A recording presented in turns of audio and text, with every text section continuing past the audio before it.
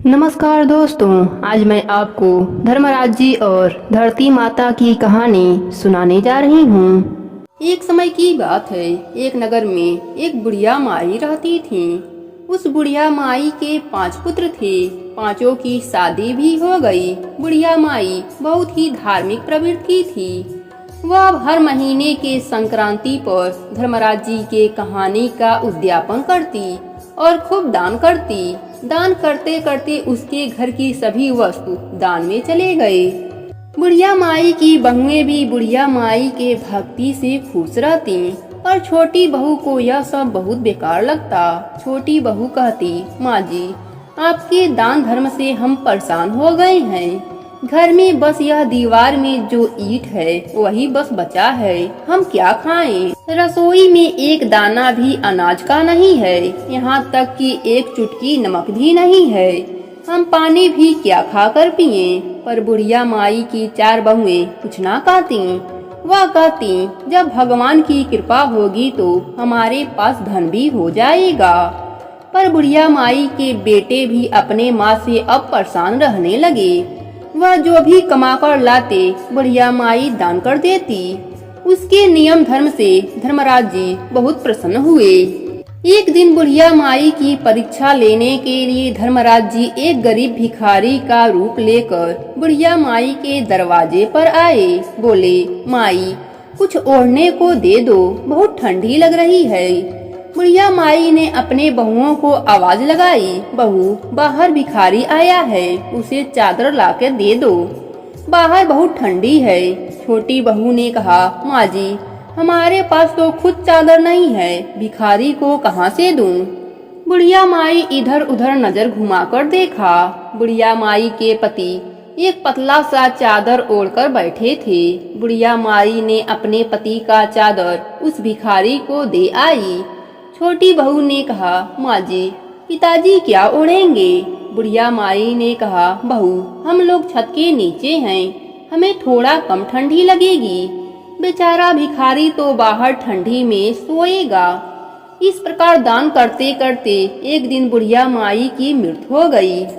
धर्मराज जी उसे आदर के साथ स्वर्ग लोक विमान भेजकर बुलवाया, पर यह किया, बुढ़िया माई विमान से जहाँ उतरती उन्हें धरती नहीं मिलती, वहाँ पानी हो जाता और वह डूबने लगती।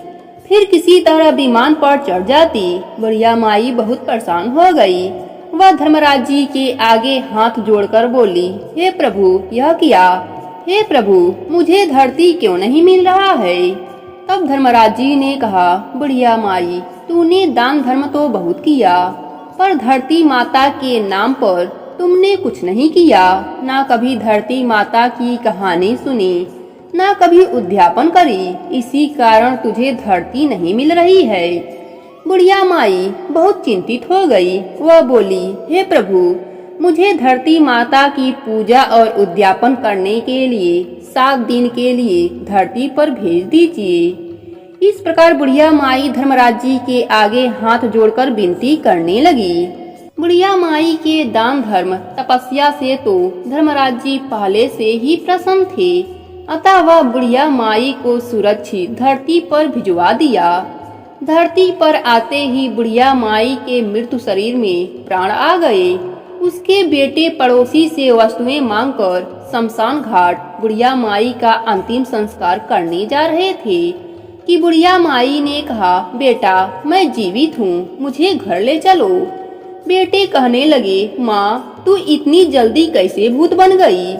बुढ़िया माई ने कहा, बेटा, मैं भूत नहीं हूँ, मैं तुम्हारी माँ हूँ। धर्मराज जी ने धरती माता की पूजा उद्यापन के लिए धरती पर 7 दिन के लिए मुझे पुनः भेजा है।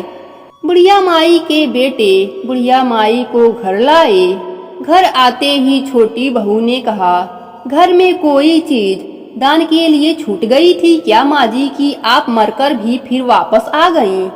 बुढ़िया माई ने कहा, नहीं बहू, मुझे धर्मराज जी धरती पर इसलिए भेजे हैं कि मैं धरती माता की पूजा और उद्यापन कर सकूं, जिससे मुझे धरती मिले। बहुएं कहने लगी, माँ जी, घर में आपने नमक तक नहीं छोड़ा है, आप धरती माता की पूजा और उद्यापन कैसे करेंगी? बुढ़िया माई ने कहा, बहुओं तुम लोग किसी तरह से व्यवस्था कर दो, मेरे पास सिर्फ 7 दिन का ही समय है। बड़ी बहू गांव के लोगों के घर जाकर चुनरी, हरा मूंग, चप्पल मांग लाई। सारा व्यवस्था हो गया। सास ने कहा, बहुओं तुम लोग भी मेरे साथ चलो, हम लोग पीपल के पेड़ के नीचे कहानी सुनेंगे। इस प्रकार बुढ़िया माई अपने बहुओं के साथ धरती माता की कहानी सुनी। पर बुढ़िया माई की छोटी बहू बुढ़िया माई के साथ नहीं जाती।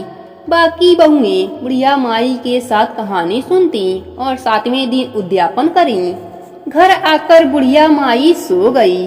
छोटी बहू पड़ोसी से चीनी, चाय पत्ती मांग कर लाई और चाय बनाया। वह अपने सास के पास चाय देने गई, पर बुढ़िया माई बोली ही नहीं।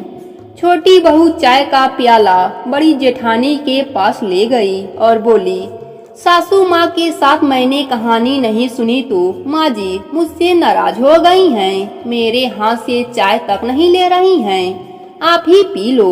बड़ी बहू ने कहा, क्या पता सासू माँ मर गई हों, वैसे वह 7 दिन के लिए धरती पर आई थी। सब दौड़कर बुढ़िया माई के पास गए। बुढ़िया माई का मृत्यु हो गया था। छोटी बहू ने कहा, देखिए आप लोग तामझाम मत कीजिए, वैसे पिछली बार तामझाम हुआ और माँ जी जीवित हो गईं। अगर फिर तामझाम करेंगे तो वह फिर जीवित हो जाएंगी। ऐसा कीजिए, सासू जी तो स्नान की ही थी, तो उनके ऊपर जल छिड़क कर शमशान ले जाइए। छोटी बहू की बात सबको जच गई। जल्दी से बेटे अपने माँ को शमशान ले गए और अंतिम संस्कार कर घर वापिस आए। सब घर के बाहर जमीन पर बैठ गए।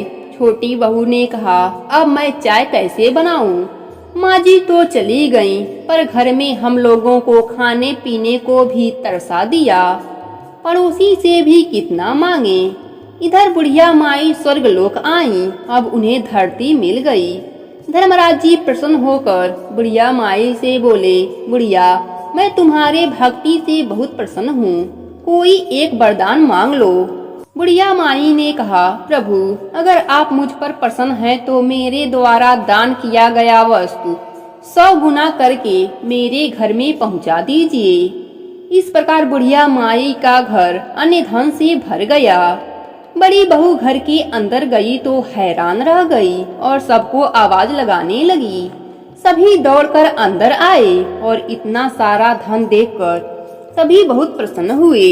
बड़ी तीनों बहुओं के कोठरी में पैसों का ढेर था, पर छोटी बहू के कोठरी में कुछ भी नहीं था। छोटी बहू अपनी सास से क्षमा मांगने लगी। बुढ़िया माई के बेटे कहने लगे, माँ जी का पुण्य हमें शुद्ध समेत वापस मिल गया। बेटे बहुएं धर्मराज जी और धरती माता की जयकारा लगाने लगे।